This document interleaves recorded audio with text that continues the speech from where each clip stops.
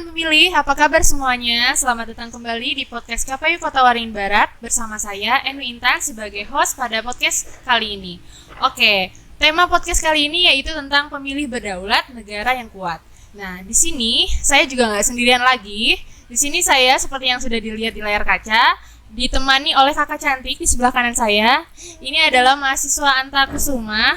Nah, mungkin langsung kita sapa aja, ini dia Kak Tata Deborah Agnesia. Halo. Halo Kak Tata. Halo. Kak Tata apa Kak Deborah nih manggilnya? Aku biasanya dipanggil Deborah. Deborah sih. ya, Kak Deborah. Kak Deborah ini mahasiswa hukum ya? Iya benar, mahasiswa hukum. Sekarang semester berapa Kak?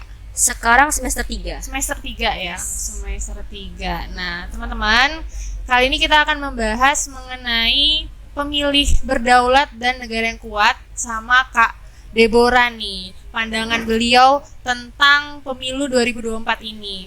Nah, untuk Kak Deborah nih, kira-kira udah tahu belum pemilu 2024 ini akan dilaksanakan pada tanggal berapa? Oke, sesuai sama PKPU ya, nomor 3 tahun 2020. Itu kan mengatur tentang tahapan dan juga jadwal pelaksanaan tahapan, ya kan? Itu di situ tertulis tuh tahapannya gimana, dari perencanaan, rancangan segala macam. Dari situ sah bahwa pemilu tahun 2024 itu dilaksanakan hari Rabu tanggal 14 Februari 2024. Oke, betul sekali. Nah, untuk kakaknya sendiri udah terdaftar belum di DPT? Udah dong. Udah. Ya, kemarin aku barusan cek di info.pemilu.kpu.id. Ya, cek DPT online itu ya. Iya, di situ aku tulis Niku ada sudah terdaftar. Nah, kakak terdaftar di TPS berapa nih? TPS 5. TPS 5, wilayahnya? Itu wilayah Raja. Wilayah Raja. Oke.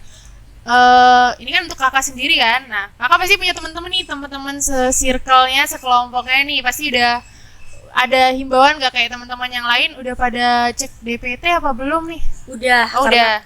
Karena kan ini kan sering banget nih sosialisasi, entah itu di sosial media atau kemarin juga KPU itu sempat datang. Jadi di situ dihimbau agar DPT-nya cek ya gitu. Jadi teman-teman ngecek. Udah ngecek gitu, semua ya. Aman. Berarti sudah tersampaikan ya untuk pengecekan online-nya juga. Oke. Nah, mengenai tema kita nih, pemilih berdaulat. Pendapat kakak mengenai pemilih berdaulat, negara yang kuat ini seperti apa? Oke, jadi untuk kita ngomongin soal berdaulat dulu gitu ya. Kalau kita ngomong masalah berdaulat, itu kan kita berbicara mengenai berarti itu adalah entitas, yang mana entitas itu memiliki sebuah otonomi atau kekuasaan yang penuh gitu.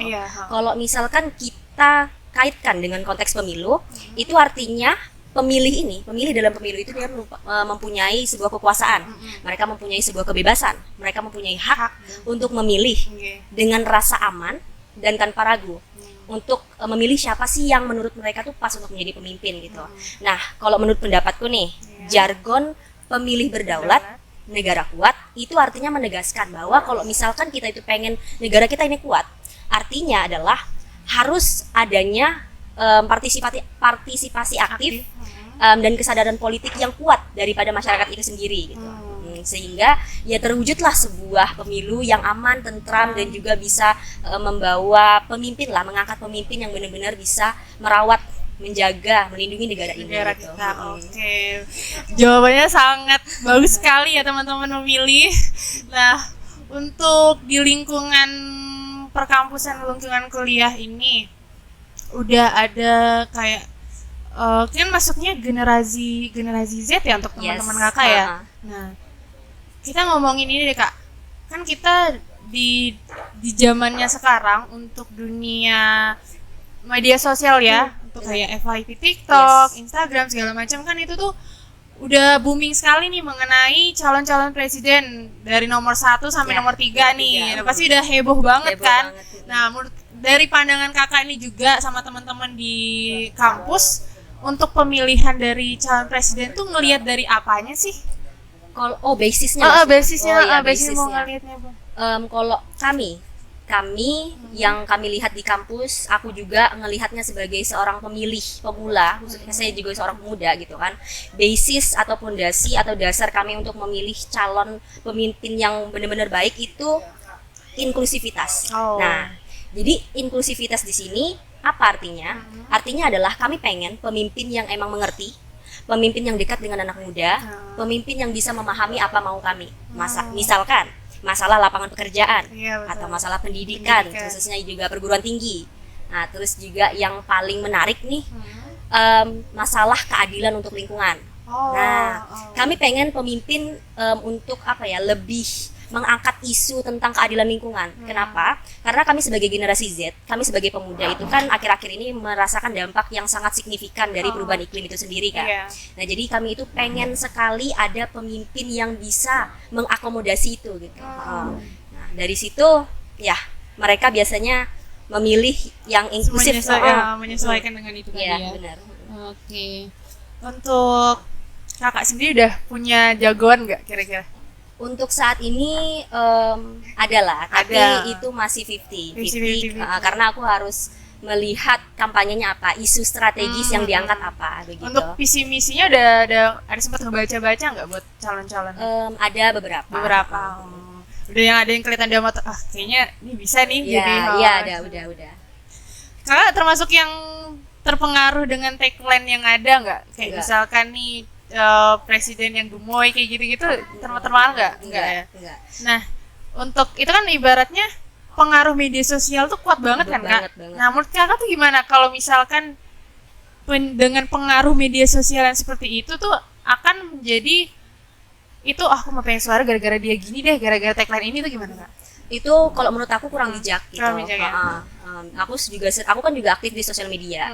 Nah, jadi aku tuh pernah menghimbau followersku yang mereka itu bikin story, aku pengen all in ke sini nih karena dia gemoy gitu. Jadi aku bikin story gitu kan, menghimbau mereka agar kita tuh jangan memilih pemimpin itu dari seberapa gemoy dia, seberapa unyu, seberapa apalah pokoknya gitu. Tapi harus lihat rekam jejak beliau itu seperti apa. Nah, iya itu. Terus juga kita juga harus lihat isu strategis yang diangkat itu apa gitu. Karena itu yang paling penting. Iya, betul. Sama manfaatnya buat mereka kita yang mahasiswa tuh gimana juga kan ya. Oke Kak. Dari kakak nih dan bisa juga dari teman-teman semahasiswa dari hukum juga. Nah, kira-kira apa sih peran kakak di suksesnya untuk pemilu 2024 nih? Oke. Kalau aku pribadi ya, lebih ke partisipasi aktifku dalam proses pemilihan. Jadi kalau kita berbicara masalah proses itu kan berarti tahapan ya. Nah, jadi dalam tahapan itu aku mencoba untuk mempelajari kandidatnya, koalisinya, partai politiknya bagaimana, apakah pernah terjerat kasus korupsi? Apakah sebuah partai politik ini dia pokoknya jelek lah gitu. Bersih apa enggak gitu. Terus juga mempelajari isu strategis yang diangkat itu apa, itu penting. Nah, sehingga dari situ kan aku mempunyai parameter. Ini maksudnya ini pantas nggak nih aku jadikan sebagai gitu, pemimpin kita. Gitu. Kalau di kalangan teman-teman kan maksudnya ini kan dalam lingkup perspektif kakak sebagai mahasiswa hukum ya. Ada nggak sih kalau kayak teman-teman yang bukan anak hukum gitu biasanya bicara mengenai pemilu tuh aku milihnya karena bapakku nih, orang tuaku nih milihnya ini, itu gimana tuh Kak? Itu ada banget. Bahkan barusan kemarin aku mendengar gitu. Terus ya ditegur lah kalau kayak gitu kan. Yang seharusnya kamu jangan gitu karena nggak objektif lah istilahnya gitu. Kamu harusnya kayak gini yang bagusnya. Kamu lihat dia tuh visi misinya apa gitu. Terus gara-gara cuman itu berhubungan dengan papamu gitu, misalkan yang tergabung dalam partai politik itu kamu memilih gitu, meskipun dia rekam jejaknya jelek gitu kan, nggak etis ini ya. Nah, kali ini kan kita dari tadi bicara masalah calon untuk presiden, wakil presiden ya Kak. Ibaratnya bahkan yang awam pun karena dia udah ngelihat sosial media tuh juga tahu nih calon-calonnya. Nah, kalau misalnya untuk daerah sendiri Kakak udah tahu belum? Aku belum sempat riset itu. Belum riset ya. Dan juga masih belum nyampe ya di kakaknya. Belum nyampe. Ada ini nggak Kak? Ada maksudnya apakah Kakak menunggu informasi itu datang? Banget. Berarti menunggu informasi mengenai. Oke Kak. Kakak aktif di media sosial kan ya Kak? Followersnya pasti banyak nih. Enggak sih, Enggak juga, kalau bilang banyak kayaknya enggak deh. Oh, enggak juga. Tapi seberapa pengaruh untuk media sosial kakak nih kalau misalkan menghimbau teman-teman semua yang ada di rumah? Aku awalnya nih ngerasa kalau mungkin aku nih sia-sia aja nge-share tentang apa ya tulisanku di sosial media. Ternyata aku tuh nggak nyangka juga. Ternyata setelah aku upload itu banyak juga teman-teman tuh yang kayak mereka tuh pay attention ternyata mereka tuh ngerespon itu. Mereka tuh ngomong kalau kalau ketemu aku gitu. Deborah kemarin story kamu gini ya, aku setuju gitu. Terus kadang ya story yang aku share itu bisa dibahas di kelas. Bapak menurut Bapak gini-gini gimana gitu. Berarti ada perbincangan masalah pemilu juga di kelas ya di bawah. Benar. Kalau di kampus gitu. Oke. Kemarin KPU kan ada datang ke kampus ya Kak? Kemarin habis nonton di Kejarlah Mimpi. Gimana tuh Kak pendapat Kakak habis nonton Kejarlah Mimpi? Waduh, itu seru banget sih. Aku ikut nonton kan. Yang pertama, itu kulihat dari awal sampai akhir itu dia ngangkat berbagai macam kasus atau peristiwa yang terjadi lah waktu selama pemilu, menjelang pemilu atau dalam pemilu, waktu saat pemilu itu dimulai gitu. Nah, yang paling kusuka dari film itu adalah dia juga ngangkat lelucon Kak. Jadi kita yang nonton itu juga terbawa terhibur. Jadi kita nggak tegang gitu. Nah, menurutku bagus banget film ini karena dia menghimbau masyarakat agar kita itu bisa lebih bijak. Jangan ada lagi polarisasi dalam masyarakat. Jangan ada lagi yang namanya golput. Gitu. Bicara golput nih. Aduh. Kakak tuh sebelumnya udah pernah milih nggak? Atau ini baru pertama kali nanti? Ini baru pertama kali 2024. Oh, 2024 baru pertama kali ya? Oh, sangat antusias gak sih Kak? Antusias ya. Untuk pertama kali nanti kalau misalkan setelah pemilihan, pengalaman saya kemarin, ini kayaknya yang kedua sih, tahun ini saya yang kedua. Yang kemarin tuh antusias banget, bahkan kayak temen tuh nggak mau milih tapi saya semangat gitu mau milih. Terus habis itu pas sudah milih kayak nyoblosin tangan gitu tuh dibikin story kayak gitu, seneng banget kayak merasa ini banget ya dia nih kayak gitu. Cuman itu euforia pesta demokrasi itu sih yang sangat ini. Aku kayaknya juga pasti kayak gitu sih, upload di sosmed. Apalagi pertama kali kan. Oke. Iya Kak, kira-kira kita yang udah memasuki pemilu 2024 ini ada juga istilah tentang pemilu sebagai sarana integrasi bangsa nih Kak. Nah, kira-kira tahu nggak maksud dari pemilu sebagai integrasi bangsa? Oke, jadi kalau integrasi sendiri itu kan itu artinya itu adalah elemen-elemen yang berbeda yang itu jadi satu dia. Jadi elemen-elemen yang kecil-kecil itu dia menjadi satu kan. Nah, aku setuju banget tuh Kak soal pemilu sebagai sarana integrasi bangsa. Itu karena kita tuh bakalan ngelihat nanti. Kita tuh akan terjadi lah istilahnya sebuah proses penyatuan banyak sekali elemen masyarakat dengan latar belakang yang berbeda. Itu nanti setelah pemilu itu pasti muncul rasa gotong royong, entah dari mana. Nah, dari situlah merasa gotong royong itu muncul, terus mereka menggunakan hak pilih mereka untuk apa ya, untuk memimpin negara inilah, untuk membawa negara ini nanti arah politik mau kemana gitu. Betul. Oke. Apa ya?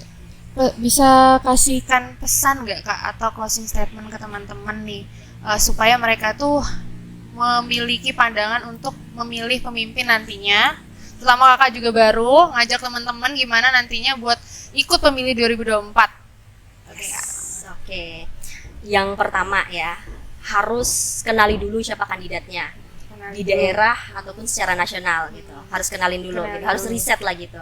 Isu strategis apa yang diangkat, jejak track recordnya, jejaknya seperti apa gitu harus diketahui dulu. Nah, itu yang pertama. Dari situ kan pasti kita tuh yakin gitu.